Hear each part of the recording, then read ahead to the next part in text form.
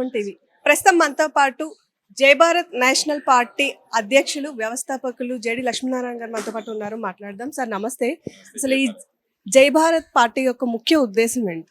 CMR shopping mall మన height Nagar లో భాగ్యలత కమాన్ పక్కన ఫిబ్రవరి 29న ప్రముఖ సినీ తారలచే గొప్ప ప్రారంభం. ప్రజల గొంతులు అసెంబ్లీలోను పార్లమెంట్లోనూ విలపాలి. నిజమైన ప్రజాస్వామ్యం అంటే ఏంటో ప్రజలు చూడాలి. గ్రామ అభివృద్ధి, గ్రామ స్వరాజ్యం ఏదైతే మనం విన్నామో, డీసెంట్రలైజ్డ్ అడ్మినిస్ట్రేషన్, గవర్నెన్స్ అంటే పాలన అన్నది మనం వికేంద్రీకరించాలి. ఇప్పుడంతా కూడా పాలన కేంద్రీకరించబడింది. ముఖ్యమంత్రి ఎవరన్నది ముఖ్యం కాదు, సర్పంచ్ ఎవరన్నది ముఖ్యం, వార్డు మెంబర్ ఎవరన్నది ముఖ్యం, కౌన్సిలర్ ఎవరన్నది ముఖ్యం. కాబట్టి ప్రభుత్వం దగ్గర ఉన్న అధికారాలన్నీ కూడా వీళ్ళకి ఇచ్చేసి అన్ని ప్రాంతాలు అభివృద్ధి చెందాలి అన్నదే జై భారత్ నేషనల్ పార్టీ యొక్క ప్రధానమైన ఉద్దేశం. సార్, మీరు ఒక మంచి నేతగా, లేదు అనుకుంటే ఒక ఉన్నతమైన వ్యక్తిగా, ఒక మంచి ఉద్దేశంతోనే ఒక కొత్త పార్టీని పెట్టారని చెప్పుకోవచ్చు. అయితే ఈ పార్టీ ప్రజల్లోకి ఎంతవరకు చేరుకోగలిగింది ఇప్పటి వరకు అని మీరు అనుకుంటున్నారు? సుమన్ టీవీ తీసుకెళ్తోంది మమ్మల్ని ప్రజల్లోకి. సుమన్ టీవీని ముఖ్యంగా సుమన్ గారికి కూడా నేను రిక్వెస్ట్ చేశాను. ఎందుకంటే మీడియా ఎప్పుడు కూడా నిజాయితీని కోరుకుంటుంది, నిజమైన విషయాలు ప్రజలకు చేరుద్దామని అనుకుంటుంది. కాబట్టి మీడియా అన్నది మాకు ముఖ్యమైన సపోర్ట్. సో ఆ విధంగా మనం ప్రజల్లోకి తీసుకెళ్ళగలం. ఆ తర్వాత ఈ మధ్య సోషల్ మీడియా కూడా ఉంది. తర్వాత ముఖ్యంగా యువతరం చాలామంది మా మేనిఫెస్టోకి, సిద్ధాంతాలకి, వీటన్నిటి కూడా ఆకర్షితులవుతున్నారు.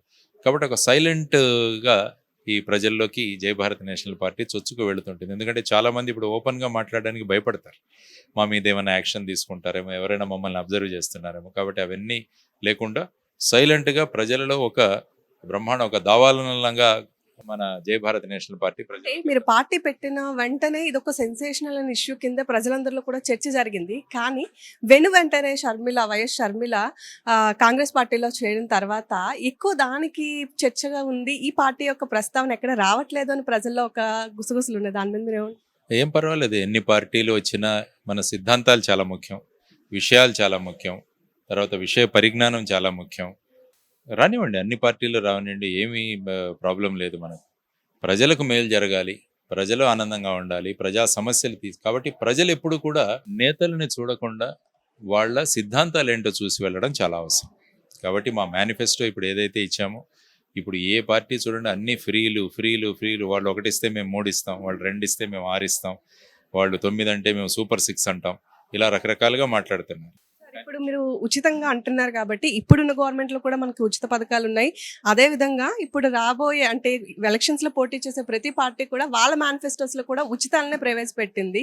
అయితే మీరు కూడా ఒక పార్టీ పెట్టారు, మీ మేనిఫెస్టోని కూడా ఇప్పుడు రిలీజ్ చేశారు. కాబట్టి ఈ ఉచితాల మీద మీ యొక్క అభిప్రాయం ఏంటి? ఉచితాలకి సంక్షేమంకి మనకు వ్యత్యాసం తెలియాలి.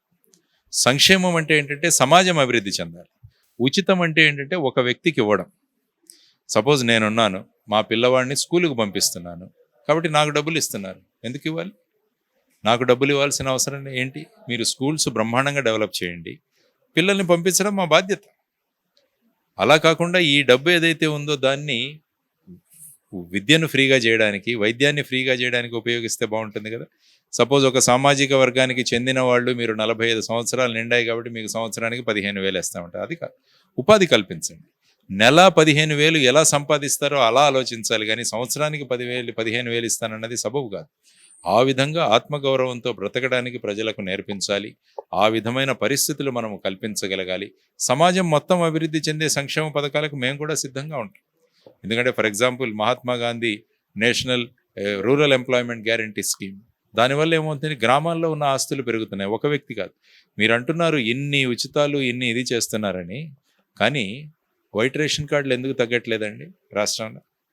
వైట్ రేషన్ కార్డులు పెరుగుతూనే ఉన్నాయి. అంటే ఒకటి, ఇంకా పేదరికం పెరుగుతోంది, లేకుంటే బోగస్ వైట్ రేషన్ కార్డులు అన్నవి పెరుగుతున్నాయి. మరి వాటిని ఎందుకు తీసివేయట్లేదు? మరి అది కూడా ఎన్నికల కోసమే కదా. మీరు వైట్ రేషన్ కార్డులు ఎన్ని ఉంటే అంతమంది మనకు ఓటిస్తారని ప్రతి ప్రభుత్వాలు ఆలోచిస్తున్నాయి. జై భారత్ నేషనల్ పార్టీ ఏమంటుందంటే, వచ్చే 5 సంవత్సరాల్లో హాఫ్ రేషన్ కార్డులు ఉండకూడదు, వైట్ రేషన్ కార్డు.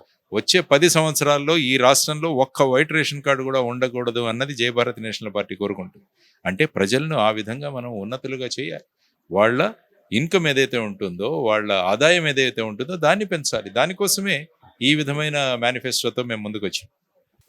ప్రెసెంట్ ఉన్న రాజకీయ పార్టీల యొక్క పొత్తు ఇప్పుడు చర్చాంశనీయంగా మారింది. మీరు కూడా ఒక రాజకీయ నేతగా మీ కెరీర్ని స్టార్ట్ చేశారు కాబట్టి అసలు ఈ పొత్తుల విషయంపై మీరేం మాట్లాడతారు? పొత్తులు దేనికి పెట్టుకుంటున్నారంటే ఎలక్షన్లు గెలవడానిక, లేకుంటే ఒక మార్పు అన్నది తీసుకురావడానికి. మొన్నటి వరకు కరప్షన్ చేశారన్న వాళ్ళతోనే ఇప్పుడు పొత్తులు పెట్టుకుంటున్నారు. మరి అలా ఎలా అవుతుంది అంటే సడన్గా వాళ్ళందరూ కూడా ప్రక్షాళనం అయిపోయారా? అది ఆలోచించాల్సిన అవసరం.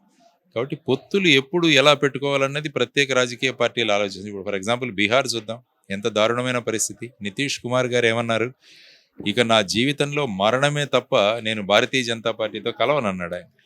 అక్కడ అమిత్ షా గారు ఏమన్నారు, భారతీయ జనతా పార్టీ నుంచి మా తలుపులు ఈయన నితీష్ కుమార్ కోసం శాశ్వతంగా మూతపడ్డాయన్నారు.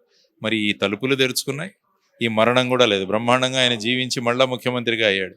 కాబట్టి ఈ విధంగా రాజకీయాల్లో కేవలం అధికారం కోసమే ఈ విధమైన ప్రయోజనాలు కల్పిస్తుంటే మరి ఎక్కడున్నాయి విలువలు, ఎక్కడున్నాయి మంచి రాజకీయాలు, ఎక్కడున్నాయి? వీటన్నిటిని మార్చడం కోసమే జయ భారత్ నేషనల్ పార్టీ కోరుకుంటుంది అనమాట. ప్రత్యేక హోదా విషయానికి వద్దాము. ఇప్పుడు 10 years గా ప్రత్యేక హోదా కోసం మనకి ఎవ్వరూ పట్టించుకోలేదని చెప్పుకోవచ్చు. ఎందుకంటే చాలా వరకు తగ్గింది ఆ ఇష్యూ మీద కాన్సన్ట్రేషన్. అయితే ఎలక్షన్స్ ముందున్నాయి కాబట్టి మళ్ళీ ప్రతి ఒక్క పార్టీ ప్రత్యేక హోదా కోసం మాట్లాడుకునే పరిస్థితి. ఇప్పుడు ఇదే సిచ్యువేషన్లో మీరు కూడా కొత్తగా పార్టీ పెట్టి ప్రత్యేక హోదా కోసమే పోరాడతాం అంటున్నారు. మీది కూడా అన్ని రాజకీయ పార్టీలాగే ప్రజలు చూడాలా, లేదు మీరు నిజంగానే ప్రత్యేక హోదా కోసం మాట్లాడాలి? మేము ముఖ్యమంత్రి గారిని అడుగుతున్నది ఏంటంటే, రేపు పదండి అన్ని పార్టీలను తీసుకెళ్దాం ప్రధానమంత్రి గారి దగ్గరికి, వాళ్ళ ఇంటి ముందు బయట ఇద్దాం, నిరాహార దీక్ష చేద్దాం, ఆమరణ నిరాహార దీక్ష చేద్దాం. ఏ విధంగా అయితే రైతులు కూర్చున్నారో. కాబట్టి ఈ ఎలక్షన్ ముందే ఈ ప్రత్యేక హోదాని తేల్చేయండి మీరు. కాబట్టి ఈ ప్రత్యేక హోదా అన్నది మళ్ళీ ఎలక్షన్ ముద్ద కాకూడదు అంటున్నాను నేను. మరి 10 సంవత్సరాలు ఎందుకు తేలదండి వీళ్ళు? మరి ప్రభుత్వం ఇంత అప్పుల్లోకి మునిగిపోయింది, ఆ తర్వాత ఉపాధి లేదు, పిల్లలు ఎక్కడికంటే అక్కడికి వెళ్ళిపోతున్నారు. ముఖ్యంగా శ్రీకాకుళం నుంచి మాట్లాడుకున్నాం, ముందే ఉపాధి లేకుండా వలసలు ఇక్కడి నుంచి వెళ్తారు, వలసలు ఇంకా పెరిగిపోయాయి. మరి ఈ టైంలో మళ్ళా ఈ పార్టీలు ఎన్ని అవకాశాలు ఉన్నా కూడా ప్రత్యేక హోదా ఎందుకు తీసుకురాలేదు? సిఏఏ బిల్ అమెండ్మెంట్ అప్పుడు ఎందుకు మాట్లాడలేదు వీళ్ళు? రాష్ట్రపతి ఎన్నికప్పుడు మాట్లాడలేదు ఎందుకు? ఉపరాష్ట్రపతి ఎన్నికప్పుడు మాట్లాడలేదు ఎందుకు? మొన్న ఢిల్లీ సివిల్ సర్వీసెస్ చట్టం పెట్టినప్పుడు అప్పుడు ఎందుకు మాట్లాడలేదు? ఈ విధంగా మాట్లాడలేకుండా ఇప్పుడు మళ్ళా ప్రత్యేక హోదా అంటే ఏంటండి? నిజాయితీ ఉండాలి కదా. అందుకనే అడుగుతున్నాం చంద్రబాబు గారిని, జగన్మోహన్ రెడ్డి గారిని, పవన్ కళ్యాణ్ గారిని, మిగతా పార్టీలను ఒక స్టేజ్ మీదకి తీసుకురండి, ప్రత్యేక హోదా గురించి విశిష్టమైన చర్చ పెడదాం. ఈ సిద్ధాలు కదలి రండి, జెండా అజెండా ఈ మీటింగులు పెడుతున్నారు కదా, దాని బదులు అందరికీ ధైర్యం ఉంటే ప్రత్యేక హోదా మీద ఒక మీటింగ్ పెట్టండి, అందరు కలిసి మెయిన్ లీడర్స్ రండి, అక్కడ మనం అడుగుదాం, మనం ప్రజలకు చెబుదాం ఏం చేశాం మేము ప్రత్యేక హోదా కోసం అని చెప్పేసి. మళ్ళీ ఇప్పుడు ప్రత్యేక హోదా అని ఎలా నలుగుతున్నారు వాళ్ళు?